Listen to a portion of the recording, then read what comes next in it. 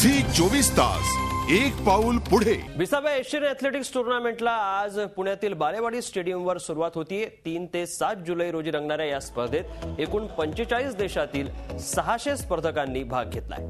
एकूण 8 खेळाडूंचा असून विकास गौडा, कृष्णा पुनिया, टिंकू लुका, मोनिका आथरेकडून भारताला मेडल्सची अपेक्षा आहे। दरम्यान महाराष्ट्राची अव्वल धावपटू कविता राऊतनं ताप आल्यामुळे स्पर्धेतून माघार घेतली। काल शानदार उद्घाटन सोहळा या स्पर्धेचा झाला होता आणि आजपासून खऱ्या अर्थानं क्रीडा प्रकारांना सुरुवात होणार आहे। मल्लखांबावरील चित्तथरारक प्रात्यक्षिक, आकर्षक लावणी, आसामचं ब्रिहू नृत्य यामुळे 20व्या आशियाई ॲथलेटिक्स स्पर्धेला काल थाटात प्रारंभ झाला आणि आज खऱ्या अर्थानं प्रत्यक्ष क्रीडा प्रकारांना सुरुवात होणार आहे। दरम्यान ऑलिम्पिकपटू मायुखा जॉनी, कृष्णा पुनिया या खेळाडूंबरोबरच पदकाच्या आशास्थान असलेल्या प्रिजा श्रीधरन व मोनिका आठरे यांचं आशियाई ॲथलेटिक्स स्पर्धेतील भवितव्य आज निश्चित होणार आहे।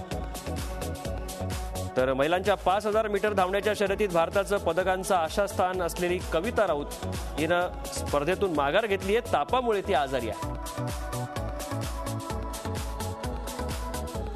शिवछत्रपती क्रीडा नगरीत आज सकाळी आणि सायंकाळी अशा 2 सत्रामध्ये ही स्पर्धा रंगणार आहे। सायंकाळच्या सत्रात महिलांची 10000 मीटर धावण्याची शर्यत होईल।